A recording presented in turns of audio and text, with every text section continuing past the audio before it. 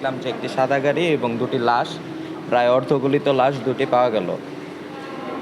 আর বাকি এই বিষয়ে কিছু বলতে পারলাম না। আর এখানে হচ্ছে আমাদের যে ফ্লাইওভারটি রয়েছে, প্রায়ই হচ্ছে এখানে আপনার বাইরের গাড়ি পার্কিং থাকে, যেহেতু পার্কিংয়ের একটা শর্টেজ থাকে আশেপাশে, ঢাকা শহরে সব জায়গায় পার্কিংয়ের শর্টেজ থাকে।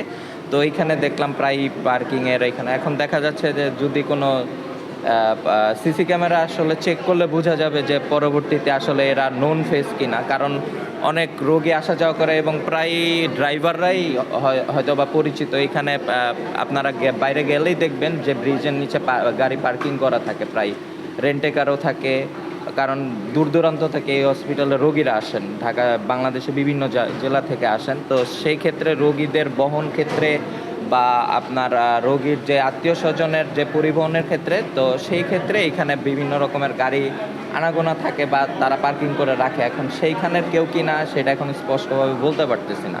এই এই গাড়িটা আমার কর্মীরা আমাকে, মানে আমার যে স্টাফ আছে ওরা আমাকে ইনফর্ম করলো যে গতকালকে আজকে ভোরবেলা নাকি আইডেন্টিফাই করতে পারছি যে এরকম একটা গাড়ি এখানে ঢুকছে।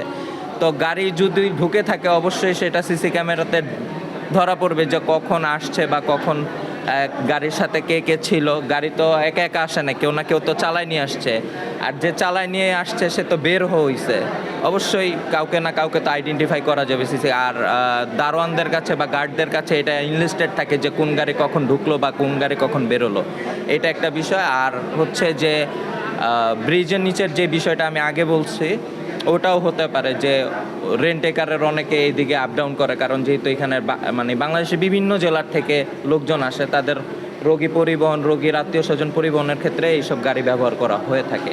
এখন আমি শিওরলি বলতে পারতেছি না, বাট হতে পারে, এরকম হতে পারে।